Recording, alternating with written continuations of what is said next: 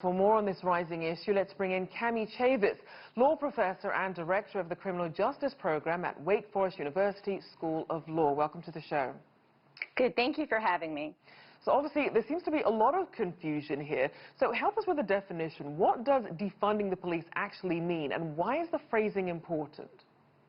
Yes, I think that, well, first of all, defund the police is a very provocative term. And I think it depends on who you talk to in terms of what they mean. There certainly are people and groups who believe that the system is inherently corrupt and that the police departments, law enforcement, needs to be dismantled, needs to be abolished in some way. And then there are others who recognize that we still need police, we still need a law enforcement function. There is violent crime, rape, murder, those types of things, but we need to focus more of our resources on that type of crime and leaving some of these smaller violations, quality of life crimes alone, and also recognizing that many people come to the criminal justice system because of mental health issues, substance abuse issues, and that we could be using funding to do something about the root causes of those problems rather than making it a criminal justice issue. And we have seen that in some states, the police have become this catch-all, having to really deal with social issues as well as trying to police. So talk about the difference between defunding the police versus redefining policing.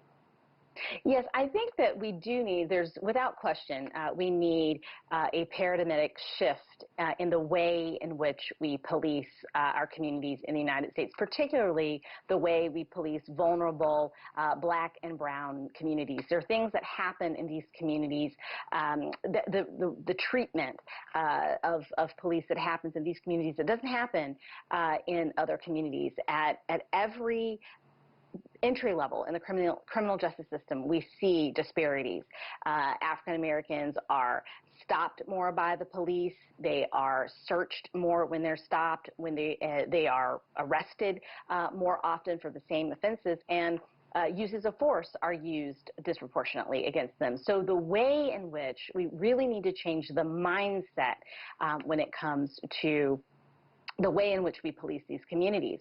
And quite frankly, there's a lot of behavior. I think we all need to step back and think about there's a lot of behavior that doesn't necessarily mandate a police officer, doesn't necessitate an entry into the criminal justice system. We could.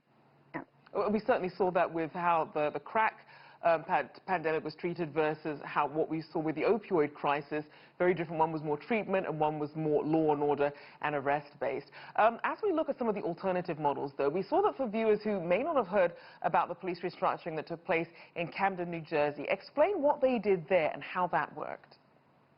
Well, I think what's interesting about Camden, New Jersey is that it's been used in some ways for this model, they defunded or dismantled the police department. But they made, in my opinion, when I've looked at it, they just made a lot of different changes to their police department and things that other police departments, local police departments could take a look at. We really need to identify identify particular officers who are causing the complaints.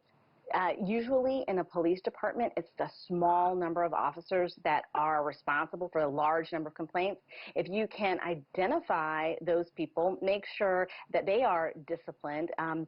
That does a lot for the culture because communities are not going to trust officers that they see time and time again trampling on their rights. So there are a lot of different things that lots of local police departments have done, and we should be looking for models of change. And just very quickly, I want to talk about the mindsets of some police in terms of how they view and treat certain suspects versus others, even the way that sometimes 911 calls can be weaponized. Is it possible to change the culture of policing without actually changing the people doing the policing?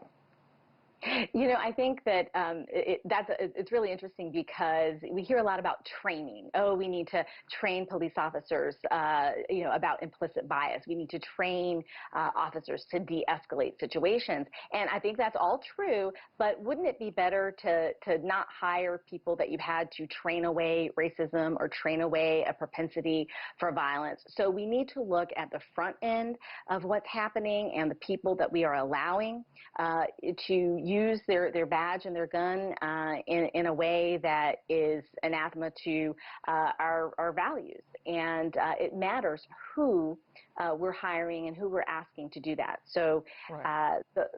the model that we have right now is just one that's very aggressive, and we are asking police officers to do too much. Well, thank you very much. Cami Chavis there, law professor and director of the Criminal Justice Program at Wake Forest University School of Law.